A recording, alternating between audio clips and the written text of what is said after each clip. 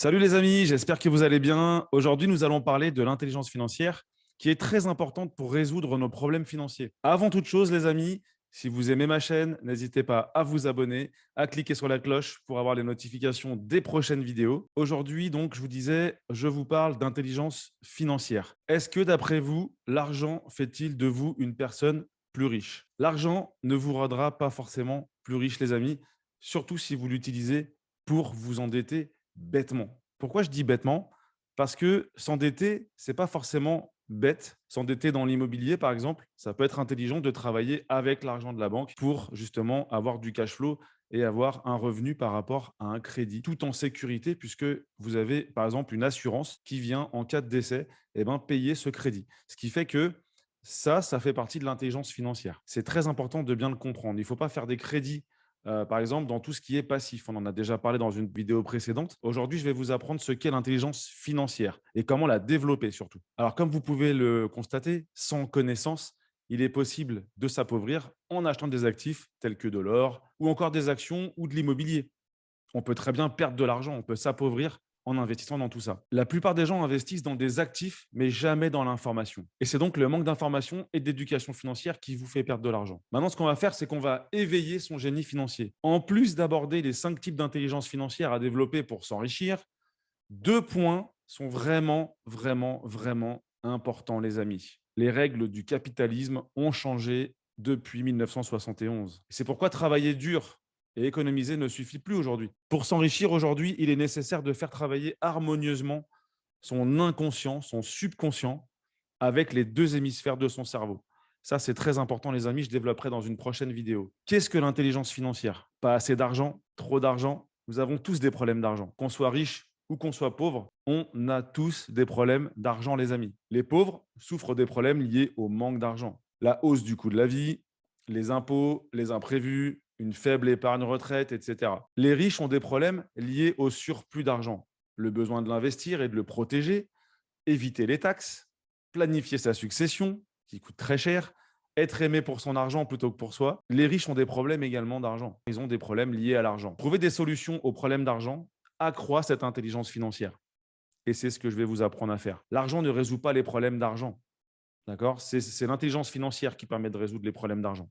Sans intelligence financière, les problèmes d'argent s'aggravent et influent négativement sur notre qualité de vie. Utiliser une carte de crédit ou contracter un prêt ne sont pas des solutions qui résoudront un manque d'argent.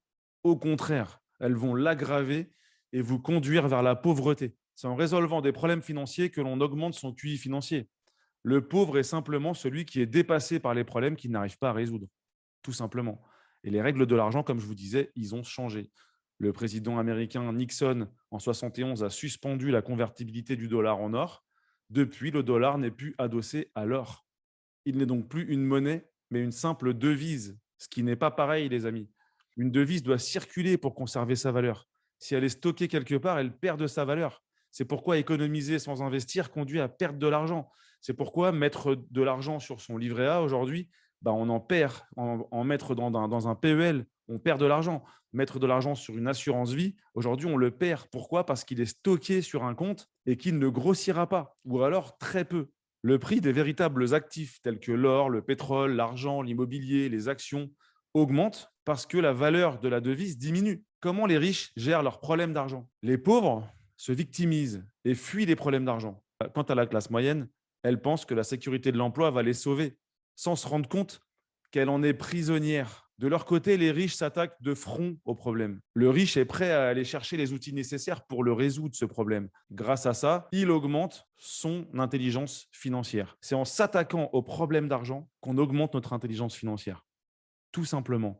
Le riche n'abandonne jamais. Il apprend. En apprenant, il s'enrichit. C'est aussi simple que ça, les amis. C'est très simple. Il suffit de se poser les bonnes questions. Les personnes riches ont développé 5 intelligences financières. Bien peu de gens les connaissent et encore moins essayent de les développer. Je vais vous parler, bien évidemment, des 5 QI financiers. Le premier, très simple, travailler pour gagner davantage d'argent. Il se mesure par la quantité d'argent que vous gagnez. Ensuite, pour protéger votre argent, un individu qui gagne la même chose qu'un autre individu, mais qui paye plus d'impôts, est moins intelligent financièrement. D'accord? Il a un QI financier numéro 2 moins élevé qu'une personne qui va gagner la même chose que lui, mais qui va payer moins d'impôts.